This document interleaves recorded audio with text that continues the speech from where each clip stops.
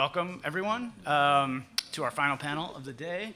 It is my great pleasure to introduce our terrific panelists, to thank you all for being here. Thanks to the Mershon Center. Special thanks to Dr. Zainab Quadri, who organized this, and the whole Mershon team, who makes everything so special and so fantastic. And to have these amazing folks here with us, sharing their knowledge and their views on a topic that, though it is the 20th anniversary, and anniversaries are so often a great vehicle for exploring history that affects us in the world today, I've been heartened by what we've been able to talk about, but disheartened by what the current moment's anniversaries have kind of done in the public eye. And so I'm really looking forward to our conversation here, especially about the media, the role of the media in shaping our understanding of the moment, of memory making and commemoration, and thinking together about the first draft of history. What does it mean to write history in real time? What do you get wrong? What do you get right? And something that we've been talking about a fair amount through the first two panels has been really the limits of that. What are the limits of our knowledge? How do we know what we know? And how is this framing then sliding into what larger bureaucracies and institutions and ideological kinds of orientations then shape for us? Right? Why do we fall back on the same sorts of arguments about relitigating the war, or the kinds of paths through which we think about the way that wars happen? But as the last panel was talking about, the sort of webs and connections, the enmeshed nature of things. So anyway, I'm Chris Nichols. I'm the Hayes Chair in National Security Studies and a professor of history. Love this topic, but I will tee these great people up to talk, and I won't do too much talking myself. I will first introduce them all in the order that I have here. Their bios are long and glorious, and I will do a disservice to them just by synopsizing, but I'll get going because we want to have this conversation. Rajiv Chandrasekaran is an award-winning journalist and best-selling author whose work I first encountered related to this moment, his living in Baghdad, his writing about that experience, his giving us a sense of what the Green Zone was really like, and being there on the front lines in a variety of places as bureau chief in Baghdad, in Cairo, in Southeast Asia. His Imperial life in the Emerald City inside Iraq's Green Zone was named one of the 10 best books in 2007 by the New York Times, and it inspired a movie. We all aspire to inspire a movie, I think, with our writing and thinking, especially if it's a good one, especially if it gets the history right, says this humble historian. Twice served as public policy scholar at the Woodrow Wilson International Center. I could go on about some other prizes and awards, but he currently serves as the head of policy and strategy for the Eames Project based in Seattle. So thanks for being here. Next up, we've got Moustafa Bayoumi. He's the author of the critically acclaimed How Does It Feel to Be a Problem? Being Young and Arab in America, which came out from Penguin and won an American Book Award and the Arab American Book Award for nonfiction. This Muslim American Life, Dispatches from the War on Terror, again, really situating us in this moment and thinking about sort of dispatches and media and lived experience and culture, which also was awarded the Arab American Book Award for nonfiction. He's a columnist for The Guardian. Several people have already mentioned a recent piece of his, which I think is really telling, and I hope we can get into that, thinking about lies and disinformation. He's a professor of English at Brooklyn College in my home city, city of New York, close to my heart, lives in Brooklyn. So thank you so much for being here and sharing your knowledge with us. And last but absolutely not least, Deepa Kumar, who I've just had the pleasure of meeting today, is a fantastic award-winning scholar and activist. She's the recipient of the Dallas Smythe Award for her Engaged Scholarship, Georgina Smith Award for her work on gender and race equity, Marilyn Sternberg Award for her leadership of the Rutgers AAUP AFT Faculty Union. She's the author of more than 75 publications, including books and articles and all sorts of things. She's affiliated faculty in the Department of Women and Gender Studies and Sociology, and with the Centers of Middle Eastern Studies, Race, and Ethnicity. She's also part of the Media Education Foundation series on media, culture, and the Middle East, along with Edward Said and Jack Sheen, and that's something hopefully we can talk a little bit about as we go. So, having done all that, please help me in welcoming these great panelists. So first, just to tee up this conversation, we've been talking a lot about media framing of the Iraq War, looking backwards with hindsight and looking forwards. Basic question, deceptively simple. What are the implications for the world we live in today and the future, based on what we know about how the media framed the war in 2003. And I'll start all the way down with Deepa, if you're willing. Well, since we left off with Vietnam in the last panel, and there was an intention to try to pick that up, I thought what I'd do is say a little bit about news media control in the post-Vietnam period and how we got to where we got to in 2003 with the kind of propaganda. So one of the lessons that sections of the political elite drew after the defeat in Vietnam is that it was the media that cost, Americans the war, showing as many casualties, especially American casualties, right? Because that's all that matters. When there are so-called anti-war films, it's usually from the point of view of a suffering American soldier. I'm not saying that that's not a worthy story. Absolutely it is. But what I would love to see is what happens to Vietnamese as well, right? And we don't see that, just as we don't see what has happened to Iraqis. But at any rate, there are sections of the political elite who draw the conclusion that the media were too free and that they should not be allowed unrestricted access to the battlefield in any future wars.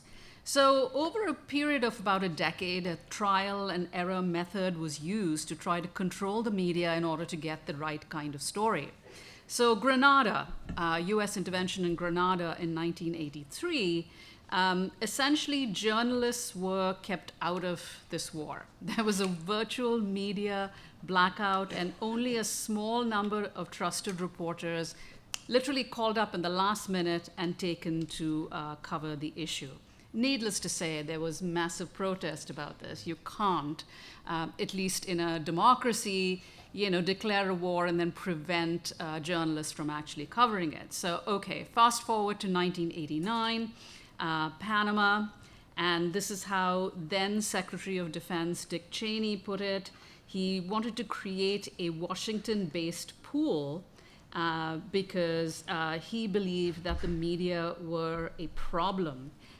This is how he put it. Frankly, I looked on it, that is the media, as a problem to be managed. The information function was extremely important.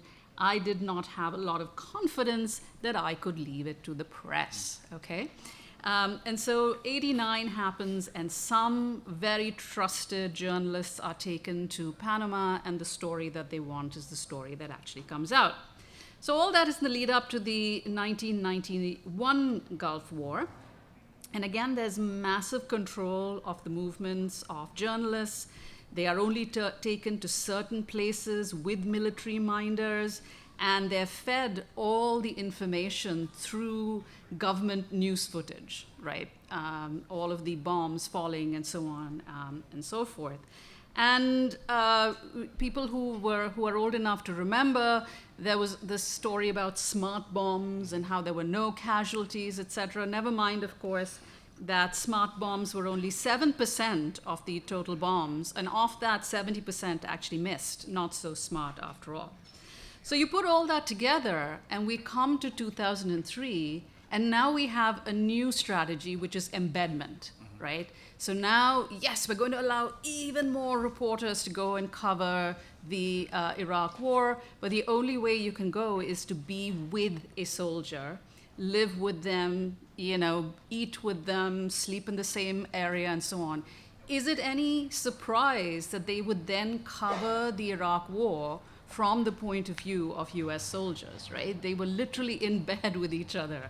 So this is how there's been a perfecting of strategy in terms of how to cover, in very propagandistic ways, US wars since the Vietnam War.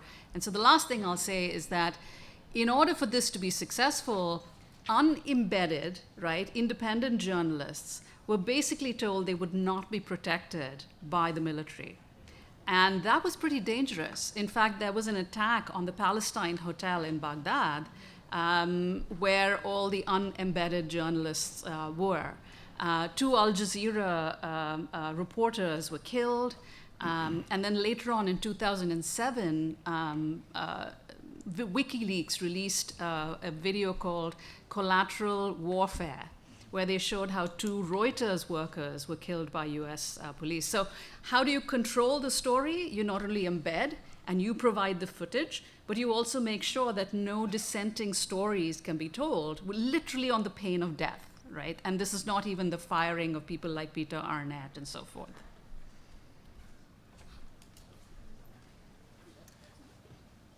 Good afternoon.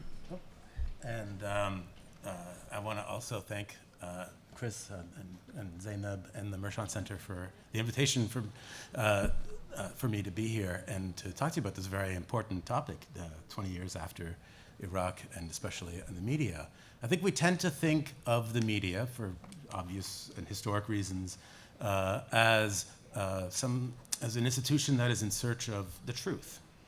I'm going to talk a little less about that today, and maybe more about an institution that is embracing delusion. Mm-hmm. And maybe part of that is also the relationship between news gathering parts of the media and also opinion journalism, which there are differences in how those two parts of a newsroom function.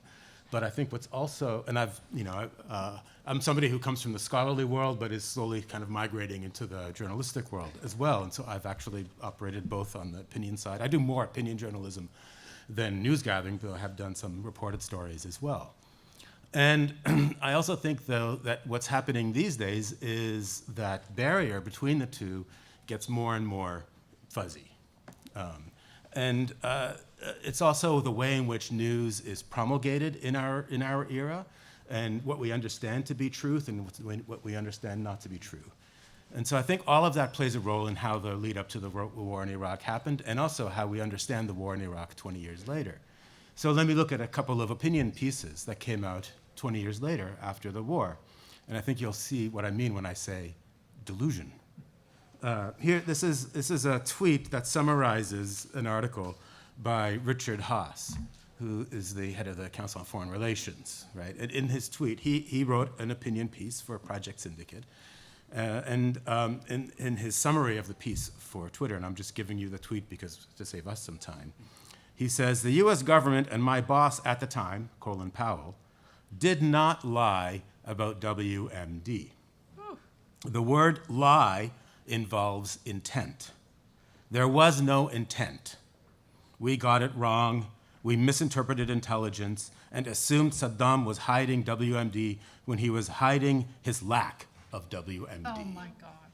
No more, no less." And the article itself is equally, fanciful, I guess it would be a word, insofar as he's kind of saying, well, we didn't really mean it, and we tried to do as best as we could, and so it's not our fault, in a sense, right? To me, it's like, well, if you got it wrong, that seems delusional to me. You're not even accepting the fact that you are that there was lies were at the center of the cause for the war. We can even go back, a few years prior to that. I mean, David Frum has a similar article, I should say, in The Atlantic. David Frum, who coined the phrase axis of evil, who was a lead sort of thinker of the Iraq war era. He says, in his article, he says, "We can only guess how the Saddam Hussein story would have ended, but what happened next door in Syria is a clue." For example, he says, as if all of the different parts of the area, of the region, are completely independent of each other, as if the Iraq war itself didn't have a consequence for what would have happened in Syria years later. In fact, I think that is a delusion. Similarly, we can go back to the rise of the Arab Spring. Remember the Arab Spring? I don't know if people still remember the Arab Spring. But back 2010, 2011, there was popular uprisings around the region, especially, Egypt is the biggest country in the region. What happens is there's a kind of cliche that says if what happens in Egypt is going to happen in the whole rest of the region, right? Of course, right after the Arab Spring happened, pretty soon you started seeing from the same Iraq war group these op-eds that were appearing in various parts of the US media saying essentially that the Iraq war paved the way for the Arab Spring. Right, yeah. Delusion, I think, right? It's delusional to think that that's the case. Not only was that the case, but we can go back, back to the origin of the Iraq war itself, and we get the New York Times finally giving a sort of soft apology to the fact that it was it had played a huge role, in fact, in legitimizing the media run-up to the war, and that which led up to the war itself. Right? They were in fact admitting to their own delusions, albeit with all kinds of caveats, in their own mea culpa. And that even goes back all the way, you could even say, to the 91 war. I mean, there was Jean Baudrillard is the French theorist, wrote a book about the 91 war where he said, the title of it is the Gulf War did not take place. Yep. Right? Because it didn't happen in reality, it happened on our screens. Mm-hmm. It didn't happen on the ground as in fighting. It happened from the air wars above, and people died that way. It was a war that was not a war. It was a war that was a spectacle instead. It was a simulacrum of a war, right? So even, I think he's pointing out a certain kind of delusional fantasies that we have about how warfare also happens, right? So I think that we have to think about the ways in which delusion in our media landscape is a primary way by which we interpret the world. And it seems to me that delusions are there in order for us to maintain our own illusions about ourselves. And in that regard, delusions are incredibly powerful, and I think those are the things that we need to actually be looking at.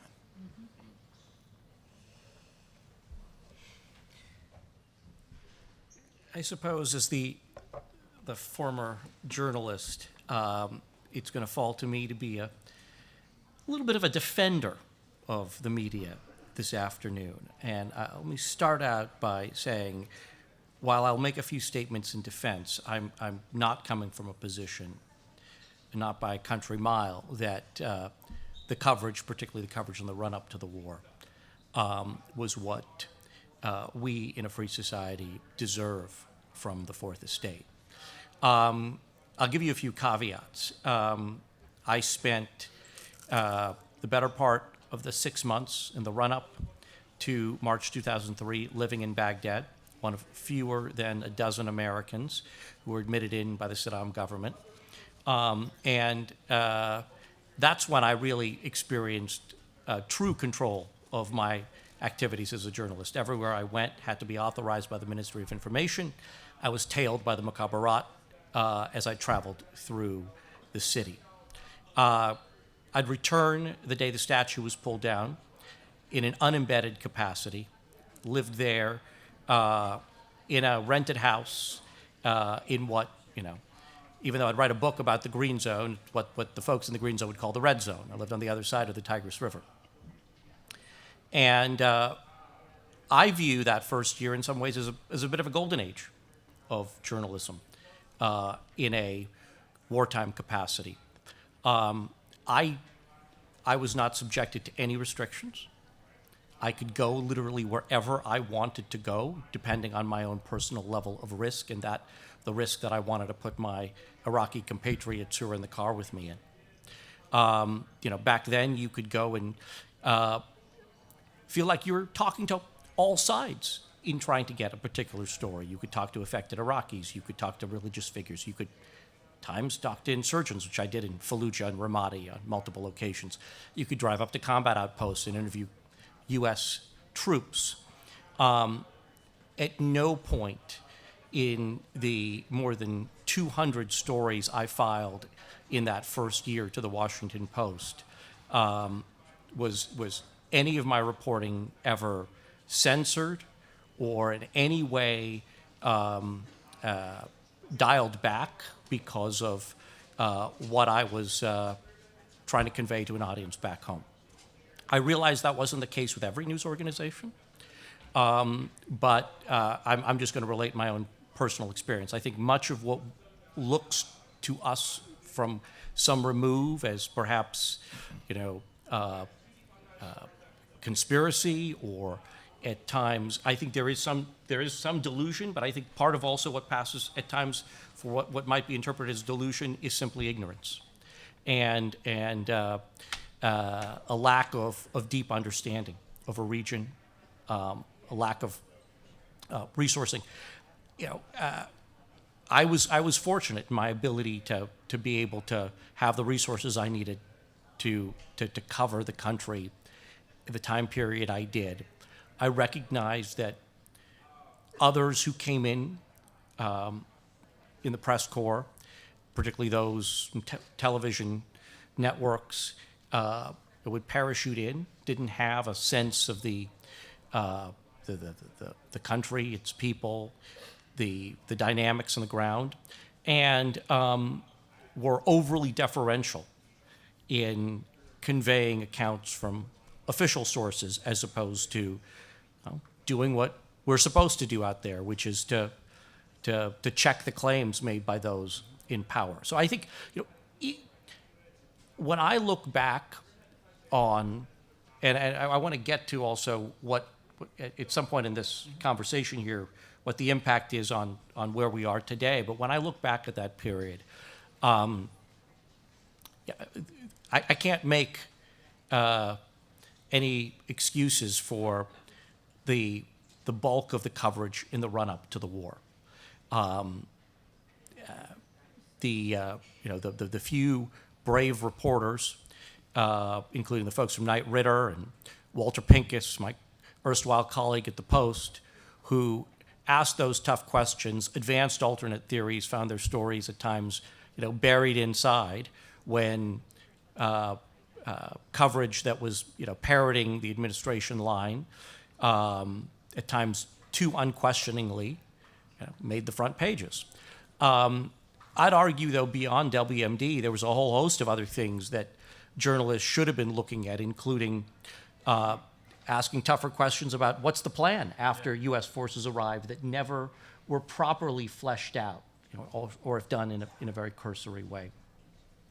But the embedding strategy by the Pentagon really was only in meaningful effect for the 3 weeks in the march to Baghdad, while embeds would continue because journalists wanted to tell come in and get the experience of troops. There was no requirement to be embedded, and quite frankly, the majority of reporters in the country post April 9th, 2003 were in an unembedded capacity. Were there enormous risks? Yes. Did some reporters find themselves at the wrong end of a U.S. muzzle? Yes. Did a few colleagues in the media die as a result of U.S. actions? Yes. And I should also note, several colleagues died as a result of other hostile actions out there as well. Covering a war is not it's not a safe endeavor, and so let me just wrap up this by saying the press coverage post invasion was far from perfect. It certainly minimized stories of the Iraqi experience. There were some, including my late colleague Anthony Shadid, who made that a particular focus of his work, and I think many of us have read and admired his reportage over the years. We neglected until too late stories of related aspects of the war, like the role of military contractors, for instance. But I come away feeling like those who were out there in those first few years tried the best they could under incredibly arduous circumstances.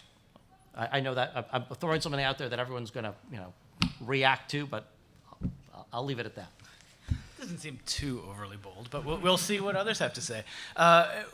One of the things that comes up in how you're describing the lived experience of being there, and that came from Deepa's comments as we move through into delusion, is one of the ways in which Americans in the world understand conflicts is through iconic images and kind of pre-digested information, right? So the mouthpieces of propaganda, right, that maybe are on the front page, even if the harder hitting reporting is somewhere else, and iconic images that are then explained to them in some way. You said, hey, I got there when the statue fell down. probably everybody in this room remembers that iconic image. They don't remember the embassy image, right, as we were talking about earlier, because that was deliberately moved away from the landscape of the lived memory and now the collective memory of this war. So I was hoping maybe we'll start with Deepa on this to think a little bit together about those iconic images and kind of pre-digested information in the media, in our broader kind of political landscape. And one thing I was speculating with some colleagues earlier is your average history textbook doesn't have many iconic images for students to understand this war through. So we have to make those choices as teachers and professors, and your average citizen probably has even less access to this, as starting to think about other moments that you could then galvanize a lived experience about. Think about iconic images, the civil rights movement, for instance, and other things like that. They tell you in that picture 1,000 words about what this was. So have at it, please. Sure. I think one iconic image and moment was the Top Gun moment when George W. Bush lands onto an aircraft carrier in what was really the film Top Gun, which, by the way, was fantastically successful as a film and great propaganda for the Air Force. It's not by coincidence that he does exactly the same thing and lands on this aircraft carrier with mission accomplished in the background, declaring that the US had actually won the Iraq War. Never mind, of course, that that was the beginning of the decline that would come after that.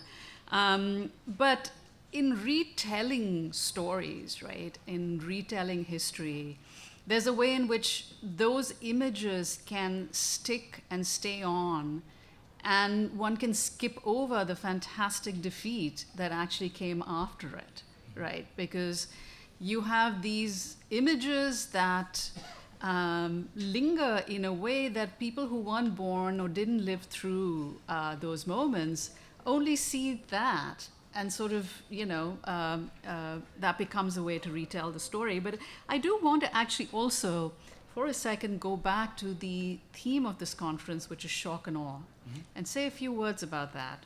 In a previous panel, we discussed how after the 1991 Gulf War, right, there were war game exercises. How could we have done better? The we, of course, being the US military. I am an American citizen. I do not have anything to do with this and will not accept that we. At any rate, they were trying to figure out how best to actually have done this war, what could they have done better, and so on and so forth. One of the war games that came up as part of this, a group of military specialists wrote a document called Shock and Awe, which Donald Rumsfeld loved. And one of the arguments in that document was, what are the entry points into Iraq that could actually devastate the society so that they don't have the capacity to fight back? Right? How can we go and clinically destroy the society so they can't resist US intervention?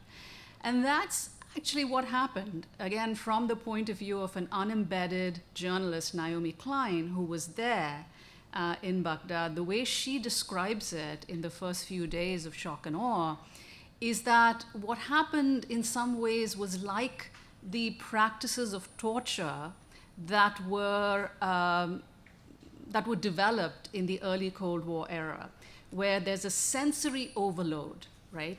And she talks about how the bombing was so loud, it was intense, right? She talks about the smell of the ordnance. She talks about how electricity is gone, so you can't actually see, right? And then speech.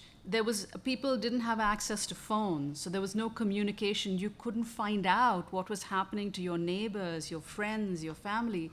So Iraqis would come to hotels where journalists were and beg to use their phone to contact family members to say, I'm okay, I'm still alive, what have you. So you talk about a sensory war. That's what was going on. Every sense was either being deprived or bombarded in order to accomplish submission, right? That was the goal of it. But I raise this because the media were very much a part of Shock and Awe.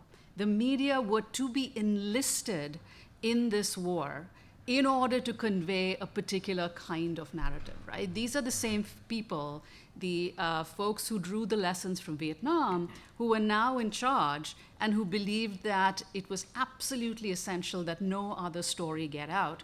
So I do want to, if you don't mind, just very briefly, I'm looking at my computer because I wrote a piece on the Iraq War where I detailed the ways in which the lies were put out, right? So it's worth going back, like, almost 20 years ago. There were 3 strategies, I argued. One, which has come up earlier, which was to link al-Qaeda to Iraq, right? And this was done in a variety of ways. One was to make up the story that Mohammed Atta, who was supposedly the mastermind of 9/11, had met with Iraqi agents in Prague, and that Czech intelligence had provided this information, right? So that claim was put out there. None of the intelligence agencies actually found it credible. But the way in which the media were manipulated is, oh my gosh, here is, the evidence that we actually need. So that was covered on the front pages. Later, when the intelligence was proved to be wrong, it was buried on page 26. But the mission was accomplished, right? The story was actually told. Another was guilt by suggestion.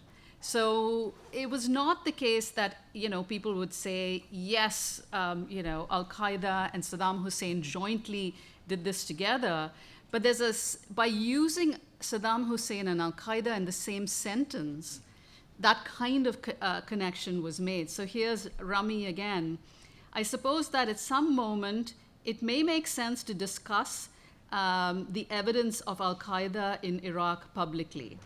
It doesn't today, but what I've said is a fact that there are Al-Qaeda members in a number of locations in Iraq, right? So in other words, I'm not fully sure. I think we can say this, but I know for a fact there are Al-Qaeda forces in Iraq. So that's the kind of way in which this happened, and it shouldn't surprise us that there was an organization that daily provided talking points to key people in the Bush administration, which is why when Jon Stewart, if people were watching Jon Stewart back in the day, did these clips of how literally the same words from every single Bush administration personnel was coming out no matter where they were, because it was coordinated. This is not, something that happened randomly or by chance. And the third method was constructing hypothetical scenarios.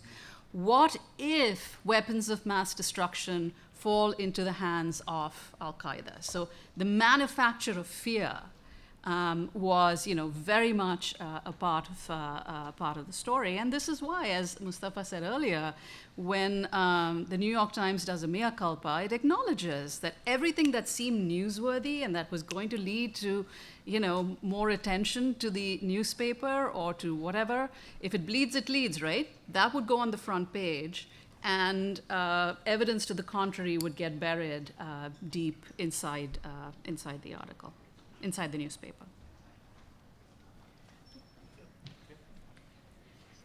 I'm just trying to put myself back in the shoes of that period. And even though I wasn't in Washington, I'd go on to edit a lot of the post coverage from D.C. following years. And there's this,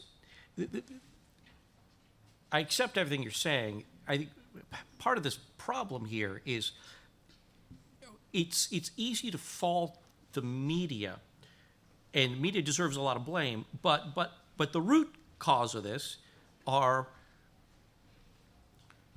is a U.S. administration, are government leaders who are pushing this stuff out there in a free press. It's a competitive environment, right? So if you have official spokespeople saying things that are not accurate or are half-truths or are, even somebody in a position of the Secretary of Defense raising a question becomes a newsworthy thing, right? Mm-hmm. And so while we would like in an ideal world, all of you guys are privileged. You can take, months, years to study stuff, but in a business where seconds matter, right? You've got this competitive environment. If the White House spokesman or a senior official from the CIA or the Defense Department is making these allegations, news organizations, we'd like to think, will take take the necessary time to really truth squat it and investigate it. And some of that happens, but there's also the competitive pressure in our society to get it out there. And if you're not reporting it, your colleagues are. And so, yes, there is blame that should be foisted upon the media, but ultimately, the fault here, in my view, lies with the very government officials that were pushing this out in the first place. Yeah, I mean, people have talked about the problems with so-called access journalism, right? So at what point do you become a kind of mouthpiece for the administration, especially in a fast-paced news environment? And I think structurally, actually, if I recall correctly, it did change something internally in the New York Times, to use that as an example, insofar as when they were then going to use unattributed sourcing, then they had to explain why they were using that unattributed source, that source as unattributed, right? So there was some sort of accountability internally to the question of news gathering. But I still think at the same time, though, it doesn't really solve the problems of access, the very inherent problem of access journalism. At one point, because of the speed of the enterprise, at what point do you sacrifice critique? At what point do you sacrifice, knowledge? And so at what point are you also being used by the administration? At what point are you willingly also being used? And of course, that depends very much on different news organizations. So years ago, I think it's even before this, the 2003 war, was the documentary Outfoxed. Do you know that documentary? Yep. Yeah. Where, wasn't it before the 2003? Maybe it was after the 2003. after. Yeah, it was after. Where, in fact, the administration, the White House, and Fox News were completely setting the terms for the debate themselves. And then, in fact, a lot of the terminology was coming from Fox, from the White House to Fox, and then disseminated that way. So that relationship between media and centers of power is not nearly as autonomous and independent as the sort of mythology that we attribute it to in the country, right? You're absolutely right. There is a codependency there. Mm-hmm. Yes, absolutely. Yeah. Yeah, if I may, I agree as well, which is that it's a structural issue, right? In a corporate media system, you don't bite the hand that feeds you. If you want to get that White House press briefing pass again, you're not going to ask the kind of tough questions that you should be asking because you'll get kicked out. And that's happened to many journalists, especially under the Trump White House. But it's absolutely the case that professional journalism is one that relies on primary definers of news, presidents, secretaries of state, as people whose word will not be questioned and whose, whatever they say can actually be run as news. And that's the problem, and is that the corporate news model is one that has sacrificed investigative journalism because it costs a lot of money to do that, in place of just being stenographers of power, showing up to the places where news is being provided to you by these primary definers and then carrying it. And all news outlets weren't the same. You're absolutely right.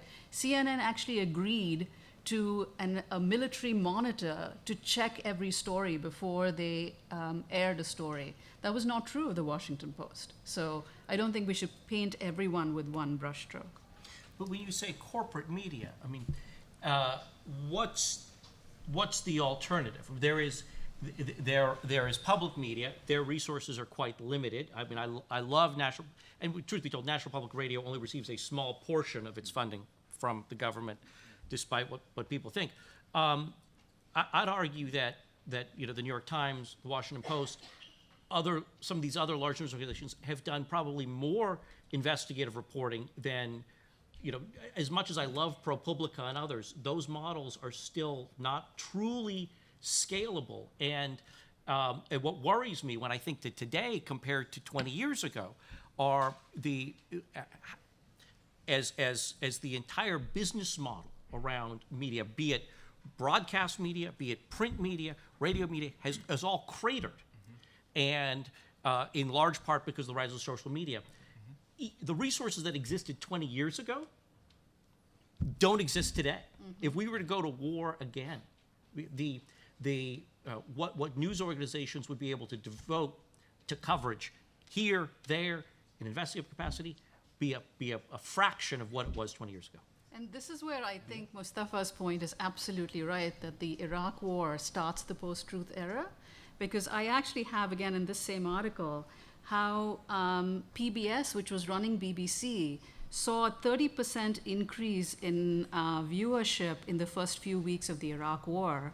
And BBC's website saw a dramatic increase in Americans, The Guardian, and so on. In other words, people just stopped trusting legacy media in this country because they were seeing all the lies, and the falsehoods and so on, which is why Outfox did very well, which is why, what's his name, the comedian who, Fahrenheit 9/11.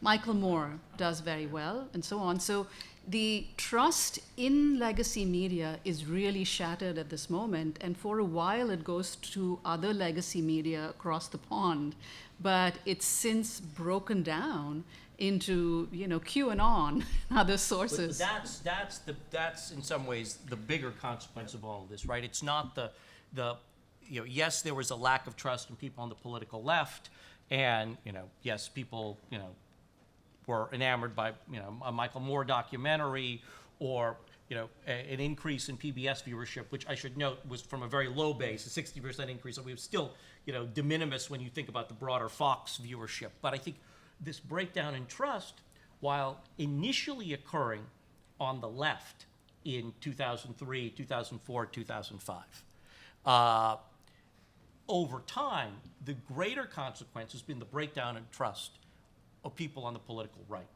And it wasn't because they felt initially that they weren't getting the full story. It would take them much longer, and in ways I think it required people to see what had happened to family members. Even though fewer than 1% of Americans served there in uniform, in enough communities, people would see, wait a second, my brother was there, what he said happened is not what I'm hearing. People start to wrap their head around all of what you guys have been talking about. That gives you, it's in that environment that Breitbart takes rise, Newsmax takes rise. The growth of the kind of alt-right media has its roots in this. It just takes a few years for it to start to emerge.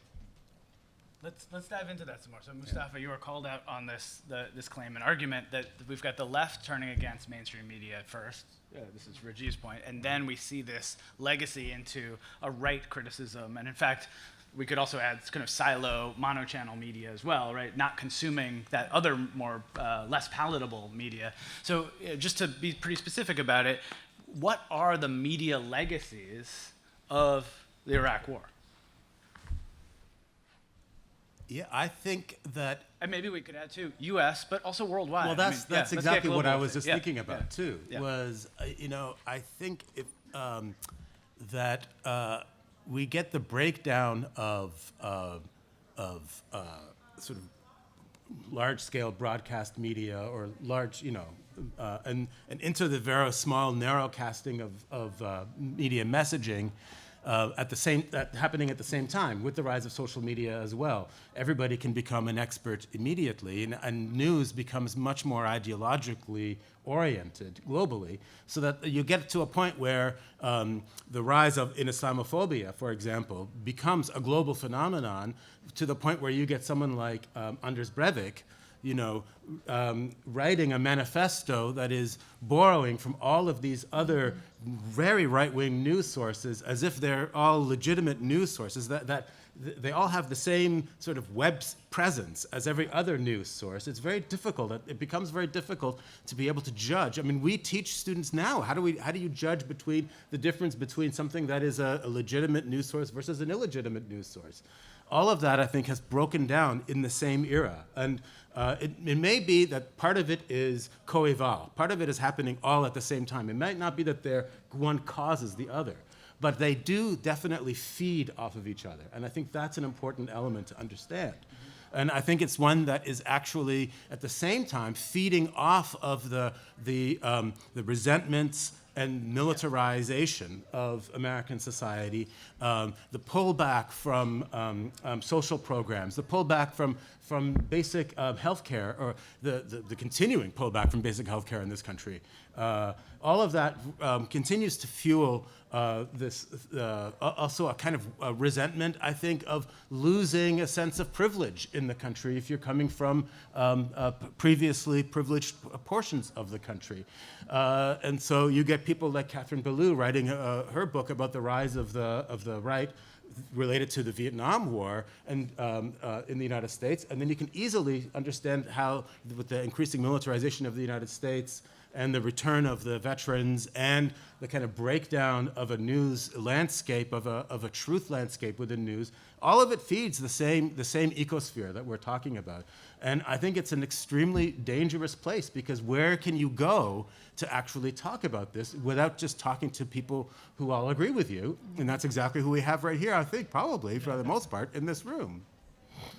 Deepa, how do you understand the immediate legacies and the longer-term legacies of the media coverage and the media cataclysm of the era of the Iraq War? Yeah, I mean, so I've said, a bunch of it already. I won't repeat that. And I really do agree with the way that Moustafa just put it.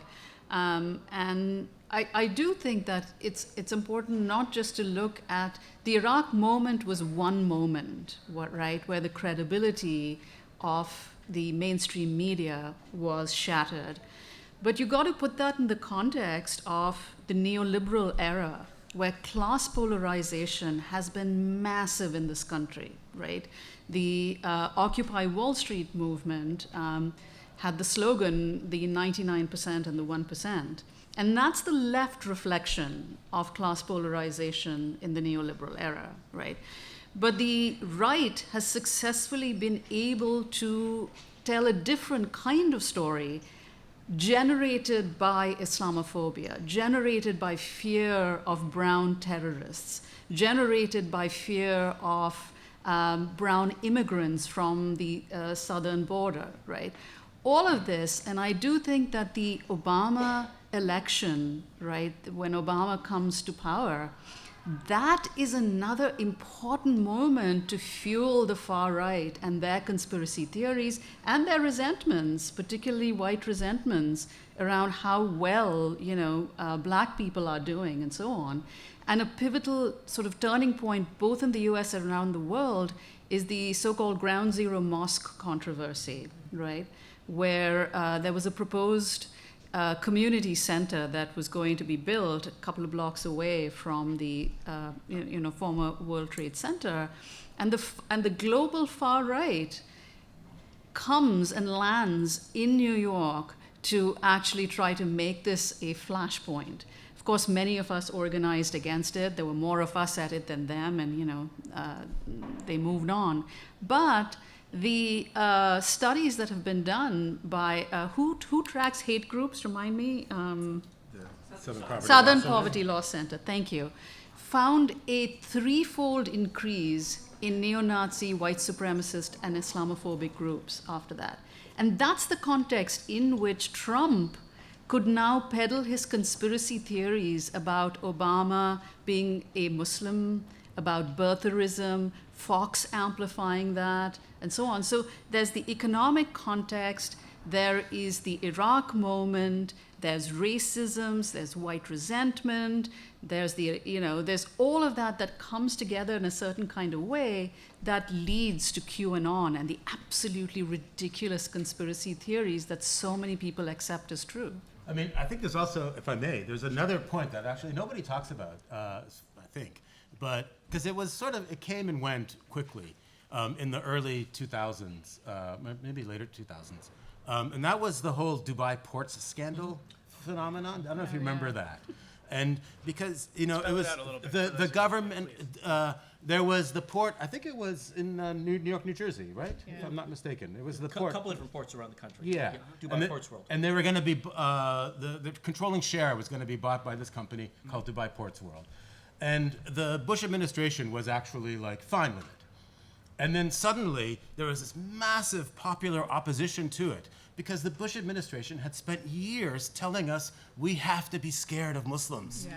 And then suddenly they're turning around and they're saying, okay, no problem, Dubai, come and control our ports, right? And as if they had no idea that this was that their own fear mongering was actually gonna come back to haunt them.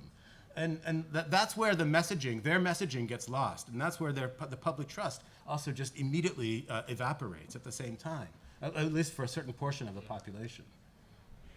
Did you have anything to add along those lines? No, I mean, I think it's been said well. I agree with what Moustafa was talking and focusing on earlier with regard to trust is in my mind, that is the erosion of trust is the principal media legacy of this war. Yeah. That's well said. So given that, one of the things that we discussed pre-planning for our conversation was what are the responsibilities of the media? And a logical extension of what you just said is it possible to recover trust in this current media landscape? Or is it lost? Or do we live in a post-truth media era that the Iraq War was formative in bringing about? However you want to think about the causation correlation questions there. How do you put that genie back in the bottle? Yeah, if it was ever fully in the bottle, we could debate that. But that said, there was more trust in the media, and there's less now, as you were putting it. And let's be clear, right? We it's easy to try to refer to the media as a monolith, right? Sure. Far from it, and media of today is so much more fragmented, and so much less profitable, at least for many large entities, than it was before. So you're dealing with an environment where there are fewer and fewer resources for original reporting, the ability to try to really get at what we would all, I think, consider the truth of things becomes all that much more challenging.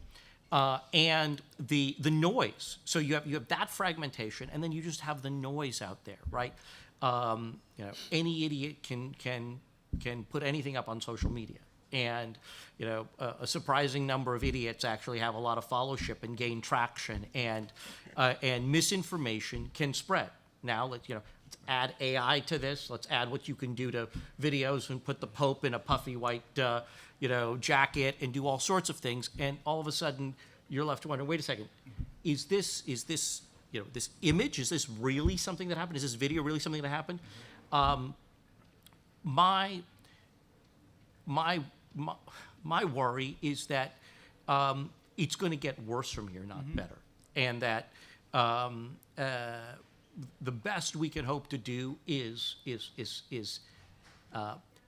stem the worsening of this, as opposed to trying to imagine us getting back to some state where there was, broadly accepted truths. People are everyone shaded things since time immemorial to serve their purposes. It's gotten so much more, obviously, bold and explicit now. I don't see us getting that genie anywhere back into the bottle. I mean, the other part of that too is, and Rajiv is I think, gesturing towards it, is the economics of it all too, right? Because it's not just about whether the major media organizations will survive. It's about the fact that the minor media organizations are not surviving, and many of them have already passed, right? And that's especially true for local news and local newspapers. And then it's like the demands that are placed on journalists these days too are quite extraordinary, because not only do you have to report a story, but oftentimes now you have to also be able to make a podcast from your own story. You have to be able to report. You have to have an audio version of the story. You have to have you might be responsible for taking the photographs of the story at the same time. This is in print, and other media it might be different, but the level of like the extra professional knowledge that's needed will also limit the capabilities of each person who's out there doing that task. so, I mean, at the same time, then it's very easy to just sit in a room and fabricate the fact that you are a news organization. And we've seen more and more of that throughout the years. I mean, I gave a talk many years ago about Syrian girl or Damascus girl. What was her name? Oh, yeah. Yeah. And this was a blog, a very popular blog that was supposed to be real life, happening every day by a Syrian woman in the early days of the Syrian civil war. And she had come out as lesbian and then, I believe, right? And then was persecuted and ran away and was describing in great detail everything that was, anyways, it was all fake. It was all fake. And, and the world bought it because it seemed real enough. It's like, we've long been in the age, not of truth, but of truthiness, right? And so God bless Colbert. yes. So, how do we bring back truth? I mean, it's instead of it being our, and I'm saying our as like journalists and scholars, our responsibility. Maybe it's the responsibility of the consumer, in a way, to understand, where the truth lies, but how, as educators, do we do that? Because that's another hat that I think we're all wearing here, and that's the challenge. Yeah. Yeah, and in addition to having multiple talents, journalists these days, right? They've also got to be social entrepreneurs and promote their own stories and create, followings and all the rest all while being paid $32,000 a year, right? The gap between the average journalist's salary and that of the superstar journalist is massive. You can barely make ends meet. I know my students have gotten burnt out by trying to, be all these things at the same time and somehow try to get ahead and be truthful and try to, be socially conscious and so forth. So I don't know if there are good old days where truth was the truth and we want to go back to that. Because I don't think that the news media were ever sources of trustworthy information. I read the New York Times every day and have done so for the last 32 years, and I will continue to do so. I do think that there is something worthwhile to be gained from reading the New York Times. I mean, a lot of the time, so for instance, they covered a story on Terror Tuesdays, right? You remember when Obama would gather everyone and decide who was going to be killed that week? The Times, not on the front page, but in the middle of, page 32, where the story was continued, revealed a piece of information about how in the Obama administration, they had classified all people, all men of military age as combatants. This is what allowed for less civilian casualties to be counted. Because only posthumously, if you proved your innocence, were you considered a civilian and not a combatant. I learned that in the Times, and I've used that since then because that's a fantastically important piece of information in trying to understand, wow, drones are no longer killing civilians? How did that happen? Okay. So I do think that there is a role for news media outlets like the New York Times, the Washington Post, and so on, and I would like to see them survive, right? Because they have the resources to be able to send journalists around the world to do the kind of work that they do. So I guess for me, it's less about putting the genie back in the bottle or trying to go back to some good old days or what have you, but just trying to understand what is the landscape today. And as educators, what can we do to teach our students to be savvy about where they get information from? And very often I find, some of my colleagues have done some really incredible work on how students may not read newspapers or watch network television news, but they're not uninformed. They get their news in all sorts of interesting ways, not just through social media, but through comedy shows and so on. And they become activists around various things through that. Young People in the News is a book that I recommend that people actually read. So I don't think we should judge this, activists and young people today based on how we have got our information, but learn from them as to how it is they still remain so critical despite this, barrage of fake news being thrown at them day in and day out. So I guess I'm more optimistic. I'm also optimistic because I think people learn when they go into struggle, right? And so the eruption of Black Lives Matter, the fact that in the middle of a pandemic, you could have the largest multiracial demonstrations against police violence and against the carceral state, and people writing and sharing information in new and novel ways, those are the incubators, I think, from which we can create different kinds of circulations of stories of what is actually going on. So again, to end with Vietnam, let's not forget there were, a couple of dozen newspapers within the US military as fragging started to take place and as soldiers were, turning their guns against their own commanding officers. They produced their own media and circulated it among themselves. And this is, there were student newspapers and so on. There's a long and rich history in this country of independent media. And, this is well before the internet era. People managed to get a sense of what was going on and what to do and how to change the world. I just want to add one thing quickly, or two small things quickly. I agree. Like the New York Times, the Washington Post, they do a lot of very, very important work. But and I've written for the Times actually as well, and I have my own stories about that. But I also think, especially considering that the New York Times' responsibility in the lead up to the war in Iraq, I think it was shameful that the New York Times did not have an op-ed from an Iraqi on the 20th anniversary. That's right. I think that's shameful. And so there's a kind of responsibility that they actually have too, right? So that's one. Second is I would also encourage people, and this is a so-called legacy media, whatever. But in this week's New Yorker, there's a long article by David Kilpatrick, who used to actually work for the New York Times, and on I actually have it here. It was my airplane reading, called "The Smear Factory." And I would recommend it.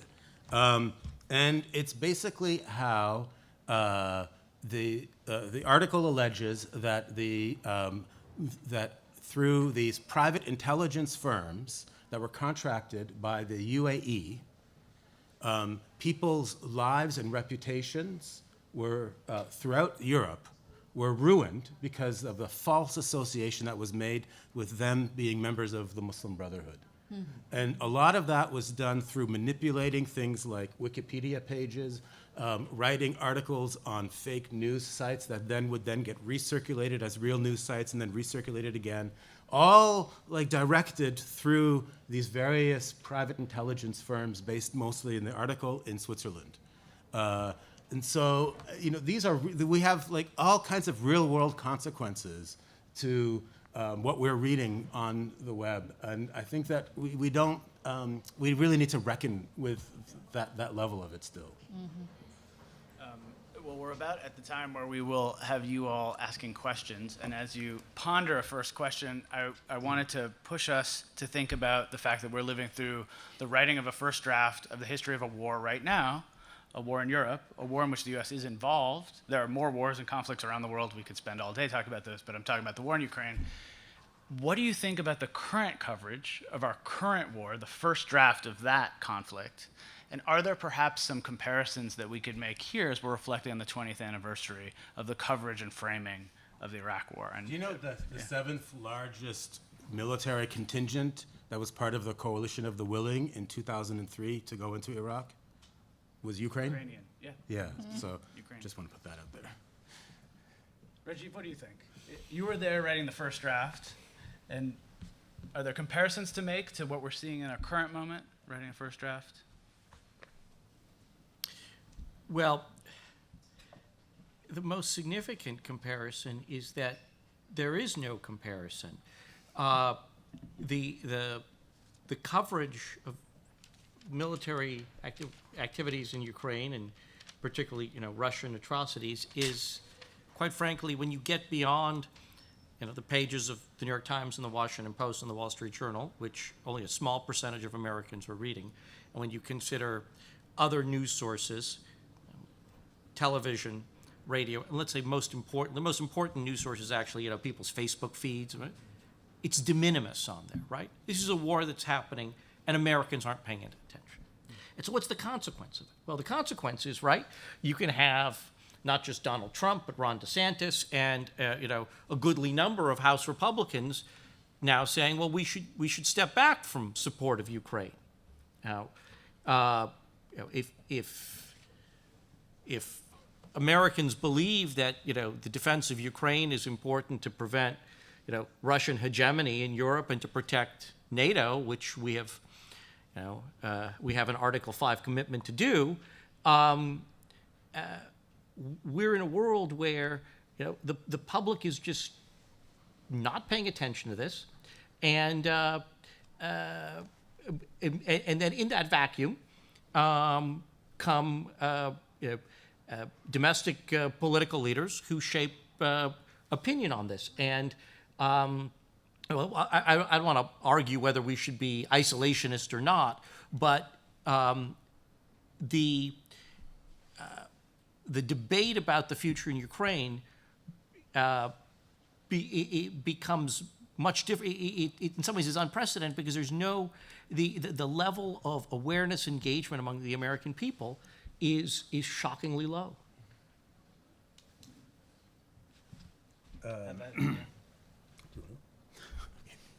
So, first of all, let me just say that I completely oppose the Russian invasion of Ukraine. I think that was a criminal act as well. I think, and I've written, so there are a couple of things I think, after having understood that. One is, the other discussion that we're really not having enough about in this country is the ways in which the military-industrial complex is also ramped up because of the war in Iraq. Mm-hmm. I mean, the war in Ukraine. Sorry, I just made the George Bush mistake, didn't I? Right. Yeah. And those. At least it wasn't a Freudian slip. Yeah. And I think that's, we read every day in the paper, those of us who read the paper, about how they don't have enough armaments. They don't have enough bullets. So the bullet manufacturers in the United States are actually ramping up. And we know that there's going to be, if we think of history, that there's going to be some kind of response to that in the future. So, and it means the increasing level of militarization in a way in the United States too, right? So that's one. But the other thing too is the kind of double standards of coverage that we get with Ukraine compared to the rest of the world. Yep. And so I think that that's also an important part of the story that we need to consider. And I think just as we oppose Ukrainians living under military occupation, one could make the same argument about Palestinians living under military occupation very easily. That line can be articulated, and yet there's like a brick wall that separates that conversation in the United States in sort of the public sphere, right, in the general public sphere. I remember the first Gulf War. I was a graduate student at Columbia, and I would go to these lectures, and I remember Edward Said there talking about how they won't let us talk about linkage. I don't know if you remember, but linkage was the big word back then because you were not allowed to link what was going on with the U.S. and Iraq with anything to do with Palestine. That was just the media kept on talking about no linkage. The administration kept on saying no linkage. The media would say there's no linkage, and Said was like, we don't have to talk about linkage, But it's the same quandary that we have right now. And then the second, of course, is, and I also wrote about this, and this got me in a lot of trouble from certain corners, but I like getting in trouble from certain corners. And that was the way in which refugees are treated, right, at borders. And so there has been a double standard.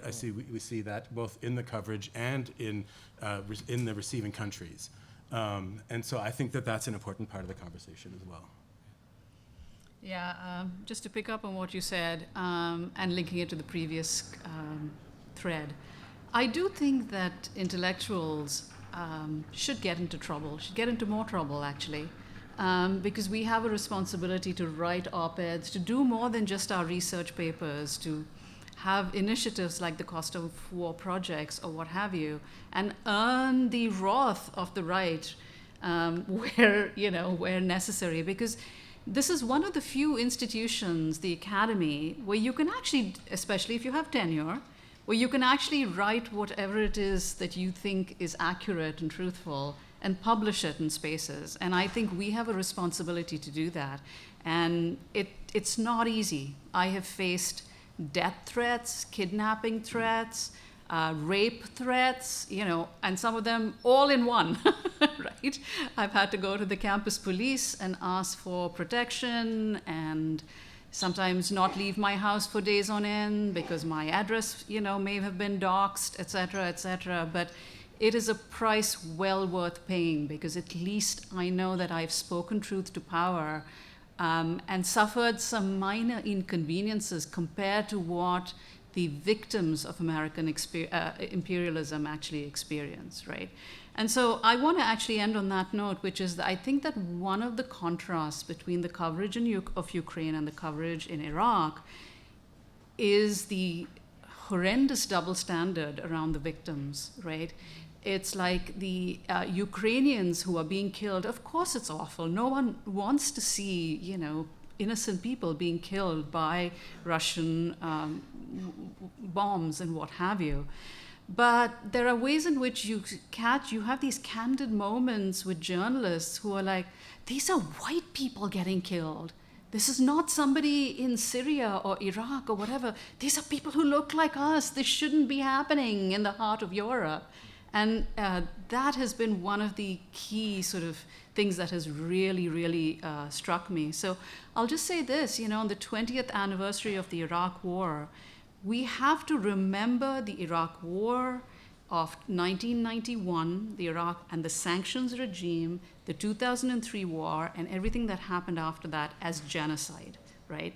This is not my term. As people have said before, it is Dennis Halliday, it is Hans von Sponeck. These are all assistant secretary generals who oversaw the sanctions programs, who resigned in protest because they said that these programs are genocidal.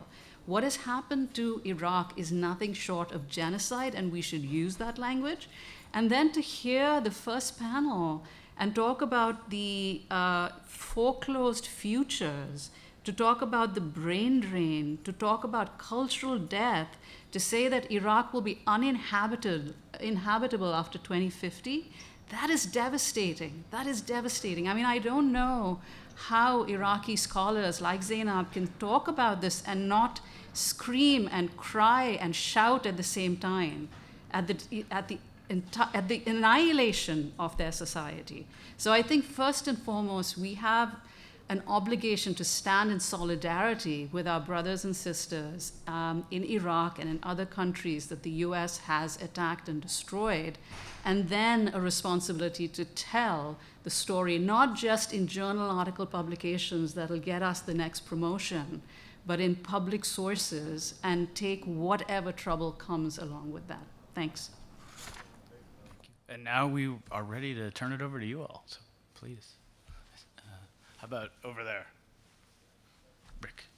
Yeah, Mike is coming to you. Thank you. This has been a wonderful panel. I've enjoyed it. It's just really interesting to hear you talk. I want to start by saying I think we assume the government uses all the tools at its disposal to sell its policy and mobilize support for it. And they're new, like the UAE story you tell, they're getting better at it all the time. But it seems to me that in the journalist world, generally, there's an awareness that that's a starting assumption that you can complain about. But we see deep investigations and skepticism in many domains of the media, but not usually when, in the American case, when it comes to run up to wars. Then we seem to see a rally around the government, whatever it's pushing, and we saw it in the Iraq war, and we're seeing it again in the Ukraine war. There's an absolutely hegemonic narrative in the United States about the Ukraine war now. There's almost no dissent that you can see.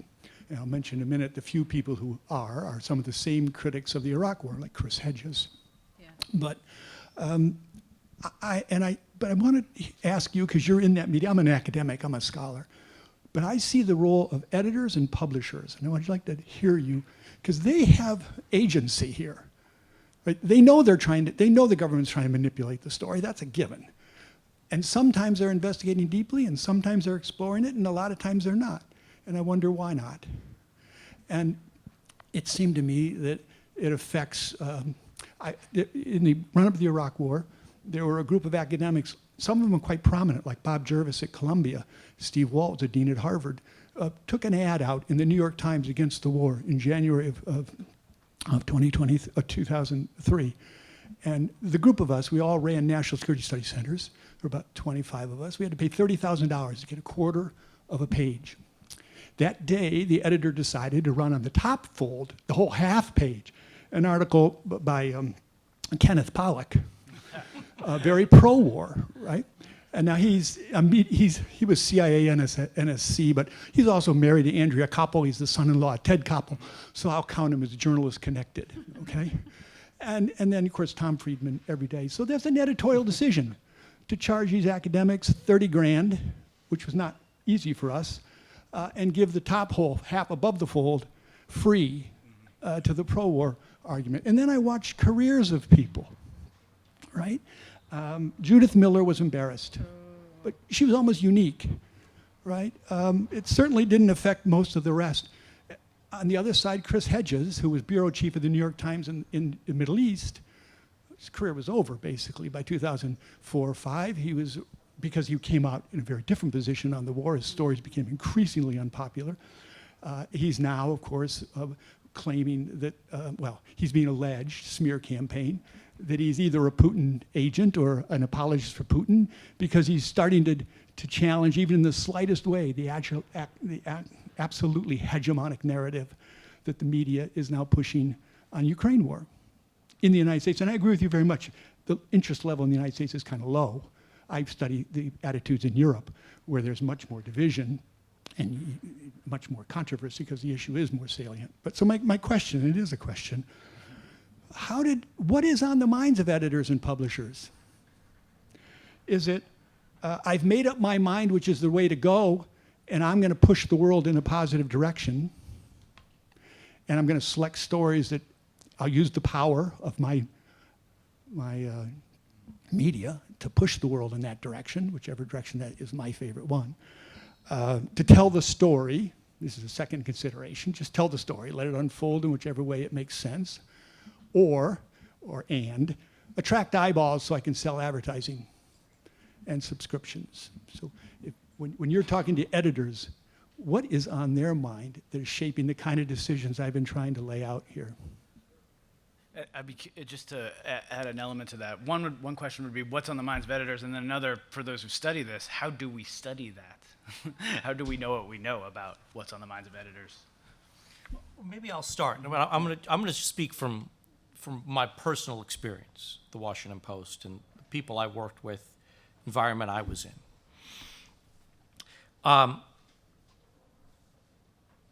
There was no predetermined view in the Washington Post newsroom that we're going to be lining up in support of this war, and our coverage is going to seek to drive to that end. And we are, it's going to involve a lot of American troops, so we're going to rally around the flag. Now, I'm saying that's the newsroom. I'm delineating that from the people who work in the editorial op-ed pages. And it sounds like your experience with the New York Times involved, both the business side of the paper as well as the opinion side with the guest piece from Ken Pollock, who I think was also involved. Wasn't he also involved in some of the Project for New American Century stuff early on? So it's not just journalist by extension, but also involved in some of the. But so I never once in any of the Iraq and broader foreign policy coverage discussions that I was involved in, and I was involved in a lot, had any discussions about what the impact on advertisers would be. None of the business issues, nor any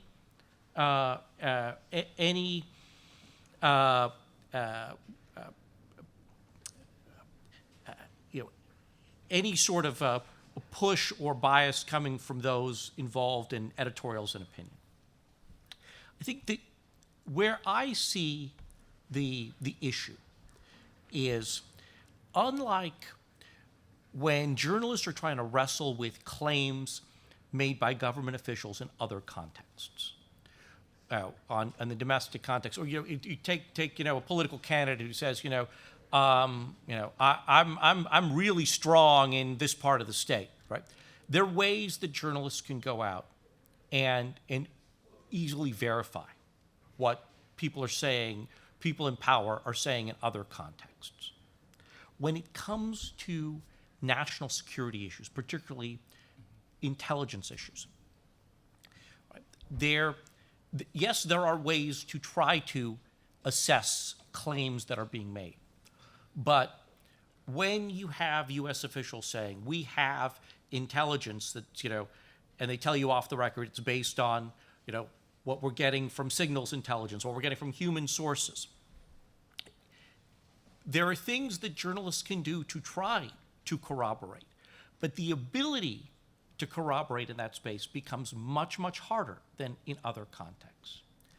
And I will acknowledge that in the run-up to the Iraq War, there was a view held in many newsrooms, including that of the Post, that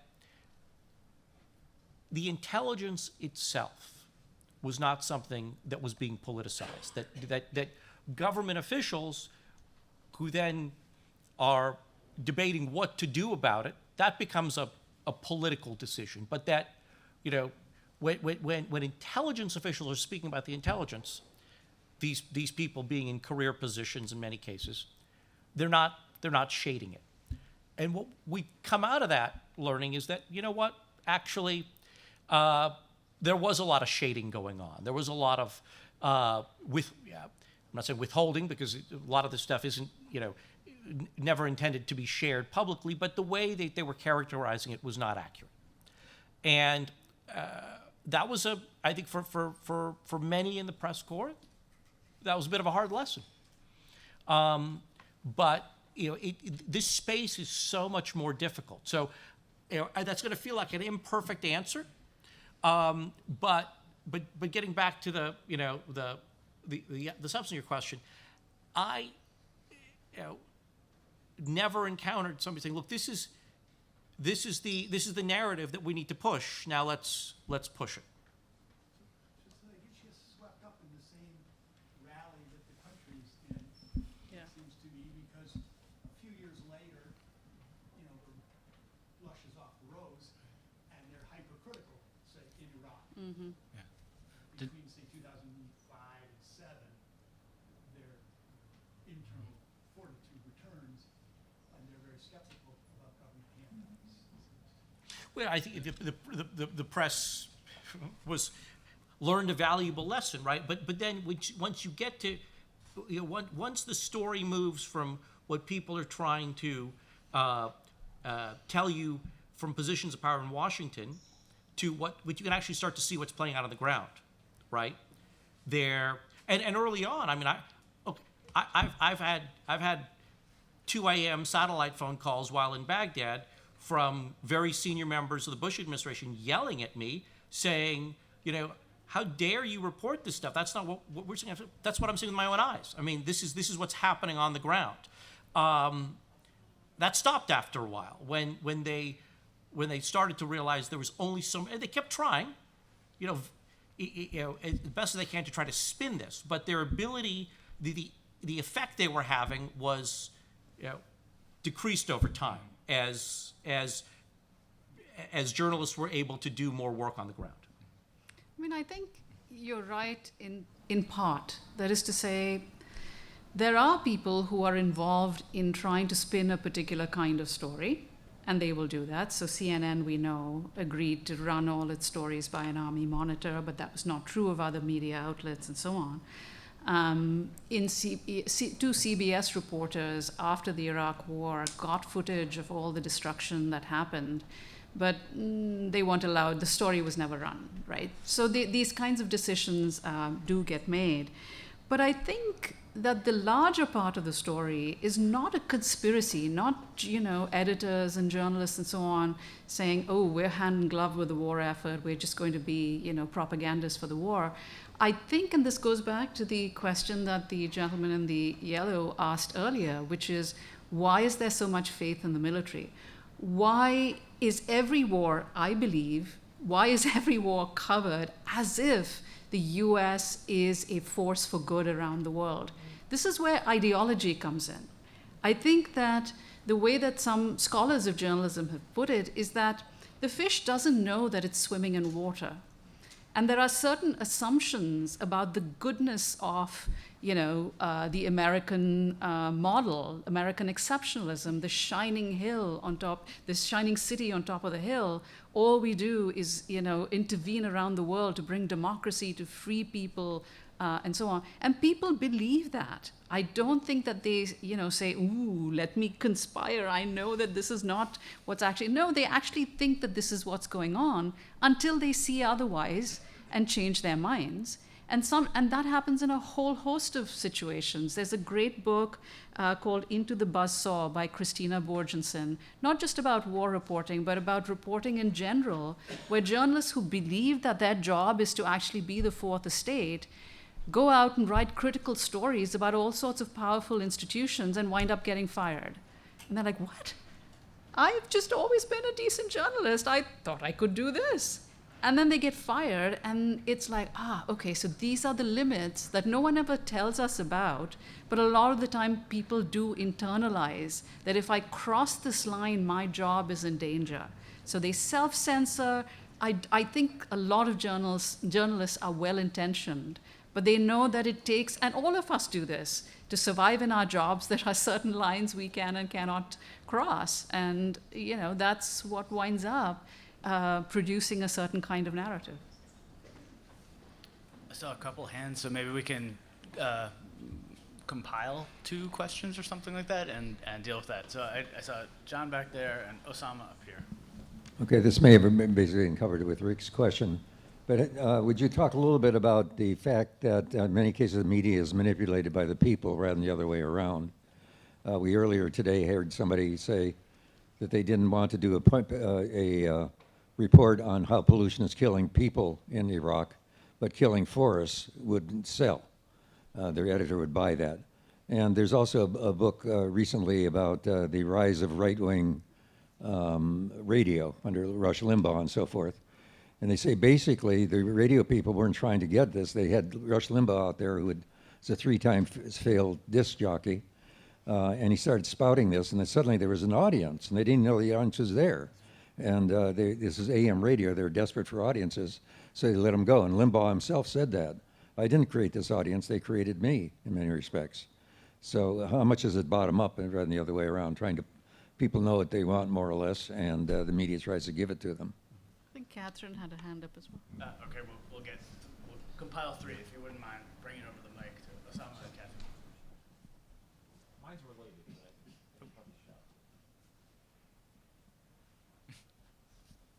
Thank you. So mine's related to that in a way, but Deepa, you traced out from the first Gulf War to 2003, and there's a whole other trend that ties back to the first panel, which is consolidation of media under several major corporations, right? The absolute reduction in the amount of international reporting that we see, it's pervasive, right? During that period and then beyond. And then you have, of course, the rise of Fox News. So when we talk about, we can bash the Washington Post, New York Times all day long, but completely eclipsed by Fox News' coverage, right? And the amount and the audience.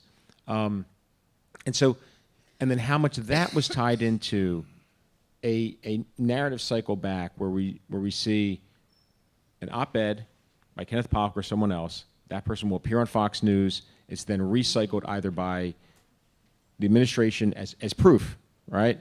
And or congressional allies. So that cycle was really interesting. But I want to throw that out and see, because we haven't talked about kind of that aspect of the economics and the chase for subscribers. But I do want to push back on Rajiv for a second, because there's at least one study, if you don't mind, that there's something like 170 in the build-up to the war, Washington Post, 170 articles with a pro-war tint, right? Pro-war tilt, and at least 10% of the op-eds, at least, probably a little higher than that, right? Probably more. probably more, right? And so, and a very similar trend at the New York Times. So again, the idea, to your point, and I think this folds in, which is the media, even though they may be skeptical about domestic policies, on foreign policy, especially on national security, they tend to toe a line, whether or not that's embedded or it's a belief in American exceptionalism, whatever, at the editorial level. So I'm curious if you want to just play with that, because then how do we start to get to the Judith Miller? Because she wasn't the only one who got curveball. Curveball was given to several journalists, and it was repeated throughout. So I'm Too deferential. Hold on. We're compiling all these three, and then we'll all tackle. So there's two comments that were made that suggest we need to talk a little bit more about how different it is when we treat the past as so different from the present, that we're living in this unique era, that this nothing like this has ever happened before. Media are so manipulable, so fragmented. But the point you made, Rajiv, that you were surprised that the national security folks were lying, right? Where we have a history, Gulf of Tonkin, right? Time after time after time, where there's a history, an older history, that is relevant to the present, which is continuous with the present. There's no sharp break. And journalists should know that. Academics should know that. And then I think the other thing, the idea that the media has such a new and dangerous set of tools. David Shields' book I'd recommend to everybody. It's called War is Beautiful, and he takes the first page of the New York Times, every photograph on the Iraq War that they published from 2003. And it shows that deep, what I call the military normal, how that has so embedded itself in the vision of the photographers and the photo editors and the people who take and then select the photos, that you can see a narrative that says war may be horrible, but it's also beautiful. War may destroy lives, but it also reveals human love and attachments. And I think there's, we shouldn't, it's the first draft of history, but history's, I think we misconstrue the distinctiveness between the past and the present. And those are just two examples. All right, so Rajiv, you want Real to tackle quickly the on a couple of pushback? things, yes. And then we'll... I want to be clear on what I was saying. I might have been infelicitous with my words. It's not that journalists were overly trusting and just lapping up what all national security officials were saying. That did happen with some. I want to be clear. It's about the underlying intelligence and what was coming from career intelligence professionals, as opposed to political appointees at various agencies. Political appointees have always shaded the truth, always pushed their prescribed policy goals. But good, deep reporting takes you to deeper in agencies. And what we found in the Iraq War, in the run-up to it, was that what was coming from those places revealed fundamental gaps and shortcomings in U.S. intelligence. And you had people who were describing intelligence, putting aside what to do about it, but in ways that were either not fully accurate or revealing ways in hindsight would come to see what was being shared reflected such a the intelligence community's fundamental lack of rigor and analysis and understanding of, for instance, the actual WMD situation in Iraq. Again, I don't mean to be. It's a subject for a much longer conversation, but I'm not trying to suggest that somehow journalists were thought, okay, any statement coming from a national security official has to be accurate and not being shaded by the truth.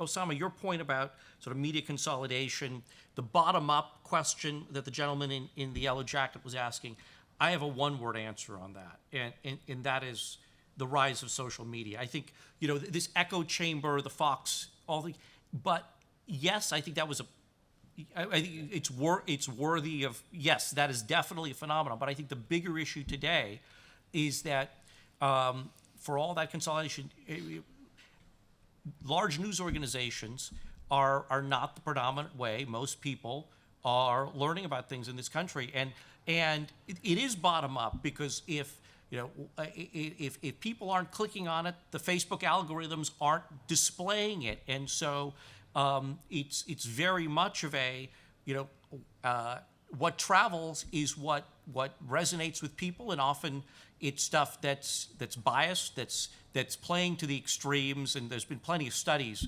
around all of that. And I think to me, that's the much bigger challenge than consolidation in the industry. But So we have our compiled questions. Yes. You can tackle them as you see fit. So I began by talking about delusions, and then I ended that little riff on talking about how delusions maintain our illusions, and I think that's what I was trying to get at too, insofar as our illusions are precisely the sense that America can only do good in the world, the sense that that we have these sort of mythologies that the people on the ground believe in, and that does propel a certain kind of worldview, I think, and that they will find their media, or they will end up creating it. And I think that is a reality that we have to also understand in this country, that there is a very significant kind of right-wing tilt to the population in this country, and there has been since its founding. And I think understanding that is important. What I think is also important is understanding the level of the degree to which the lead up to the war in Iraq, and in fact everything post 9/11, which fear played a very important role here too in organizing the message, was an attempt by the government to control a narrative, right? And so the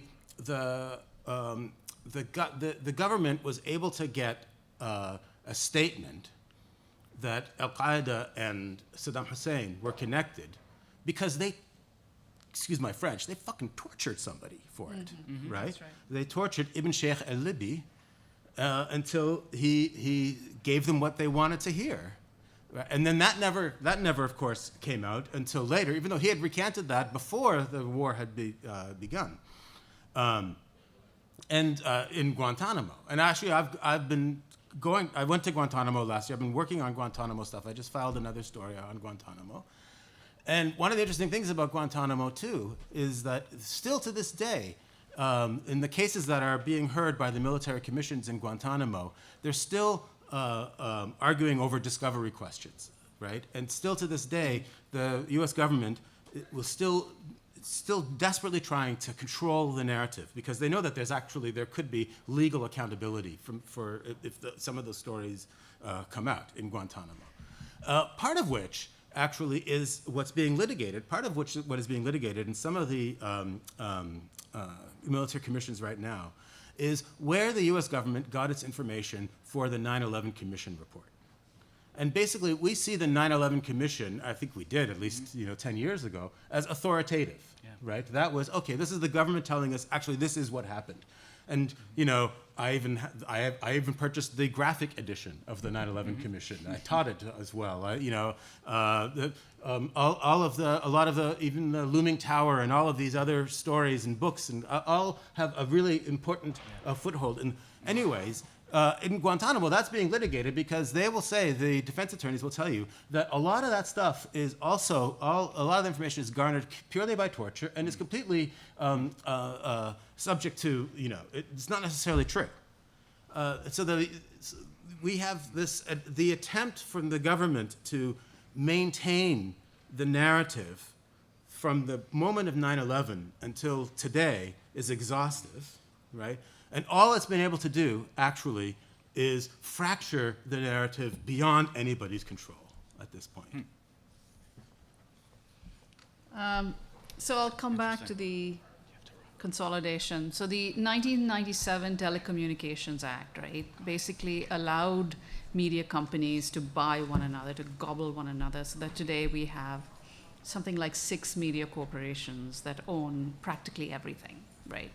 And in that kind of oligopolistic system, profit is very, very important, right? And this is true of all the products that they produce, whether it's novels, whether it's television series, whether it's films, whether it's video games. And I actually want to move a little bit away from the news to talk about these other cultural products, because this was a panel about the media, and the media more than the news media, right? So there's been an explosion of video games set in the War on Terror era, like dozens of them.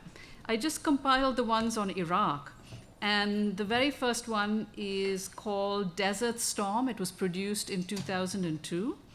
And you can basically play from the point of view of a US Delta Force person or a Special Air Service British person in the context of the Gulf War of 1991. And what do? You invade one Muslim country, Muslim majority country after another, killing Iraqi people, enemies, to protect Kuwaitis, right? That's the whole game. Now, there's been a series of other games where killing Iraqis is fundamentally what you do. The first-person shooter point of view is typically a white guy, and this is what you do. So Call of Duty 4, called Modern Warfare, this was, touted as fantastically different. Why? Because there was a black soldier. Ooh, you could shoot from a black soldier's perspective. As opposed to just, white guys. But what do? Again, you take on the role of US Army veterans who have turned into mercenaries, like Blackwater type people, and you go to Somalia, Iraq, Afghanistan, and China, killing Muslim terrorists, right? And protecting civilians and guarding US assets, right? I could go on and on. There is Battlefield 3, and so on and so on and so on. All these games, why do they come out one after another? Why do they copy each other? Because a for-profit, conglomerated media system will produce the kind of thing that will sell. So the same thing will come out again and again because there's a successful formula, right? And you can say the same about films. Someone mentioned earlier that there has been a deep relationship between the Pentagon and Hollywood. There have been liaison offices that have been set up in Hollywood. This is decades old. This is not just a new war on terror thing, right? Where funding is given, where filmmakers can borrow a submarine, or in the case of a film like Zero Dark 30 about the assassination of Osama bin Laden, the CIA read the script, allowed them to shoot in Langley, provided CIA officers as extras and so on, and provided intelligence information so that Catherine Bigelow could produce the kind of film that she actually did. So there is a long history of this. So there is that kind of propaganda, to go back to what you said, where filmmakers and war makers, put out a certain kind of narrative. But not all Hollywood films are that, right? Some of them are simply ideological because they believe that the US is doing the right thing around the world, and they just want to tell a good story. So I do think we should make that distinction between the two. Please help me in thanking our panelists, and Rajiv had to run to the airport.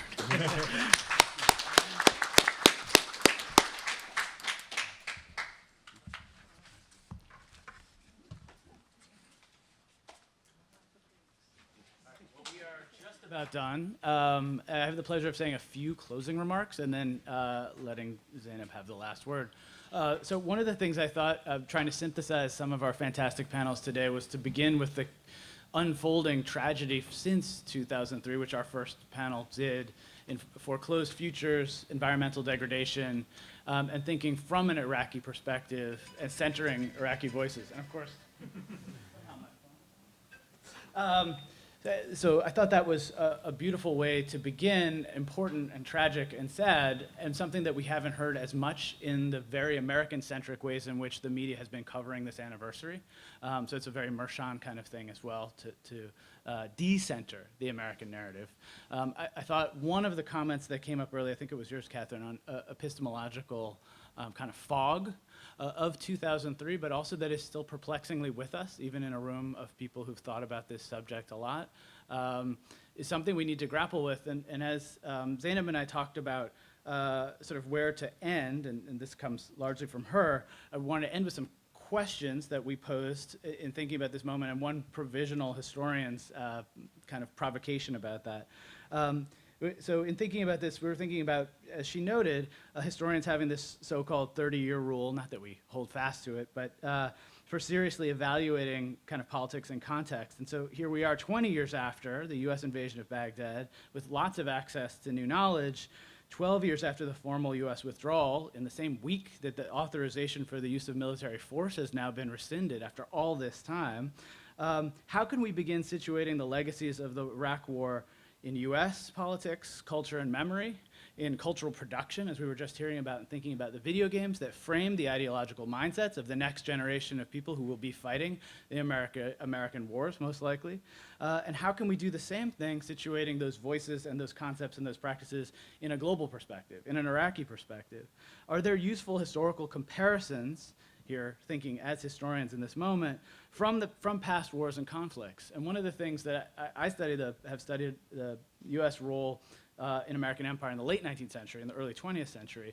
And one of the things that stands out to me in thinking about what we're grappling with today is that these are very much, as Catherine said, age-old kinds of questions. American policymakers have been manipulating the media since time immemorial.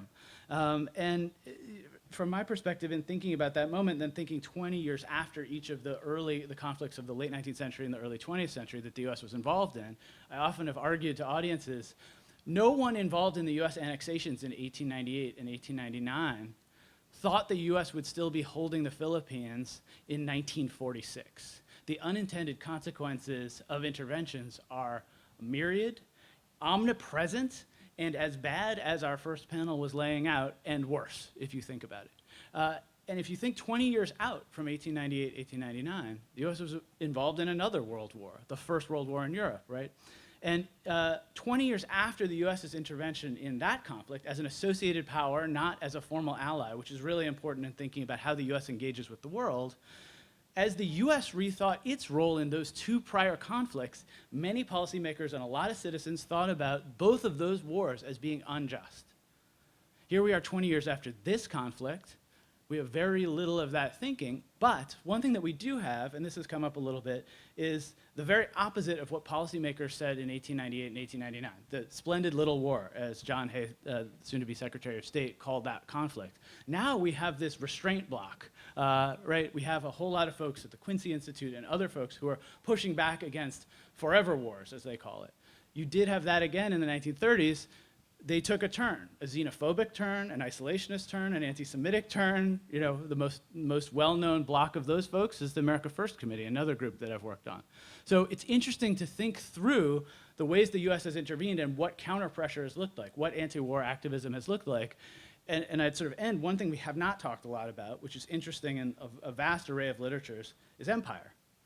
It's been alluded to, it's been talked about, but what does this look like if we situate our conversation 20 years after in terms of empire? We've talked about neoliberalism, we've talked about corporations and international law, the kind of global consolidation of the media. What does it look like to think about that in an era of the US as a declining power, not as an ascendant power or a unipolar power? And so my final provocation about that question about are there historical comparisons from the past, we hear all the time about is this a new Cold War, right, with Russia, with China, especially major powers rising. I would argue our current moment is a lot more like the late 19th century, the early 20th century. And if that's accurate, lots of the kinds of things we're seeing in talking about empire, environmental degradation, the importance of international law, and the ways in which lots of nations will be involved in these complicated webs of interactions also suggest that, for instance, US leadership will be absolutely insufficient to deal with these kinds of problems. In fact, might be part of the problem.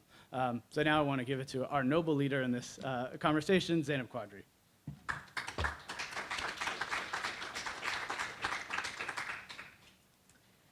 Well, thank you so much, Chris, for agreeing to conclude and for facilitating our final panel here. At the end of a long day, I'll keep my comments brief. As we've kind of heard over the course of the day, we've considered the costs, the consequences, the contexts, and the cultures of war. And we've been so fortunate to hear from esteemed experts across disciplines, anthropologists, historians, media scholars, and journalists about how we can understand and situate events in Iraq. However, as this event comes to a close, what I personally want to emphasize is that the Iraq War was not just an American mistake or miscalculation or political lesson to learn. The Iraq War was a tragedy. The US government may not have charged the Iraqi state for the economic costs of its war or occupation, but as we've heard today, the Iraqi people nevertheless paid for decisions they did not make with their lives and their livelihoods.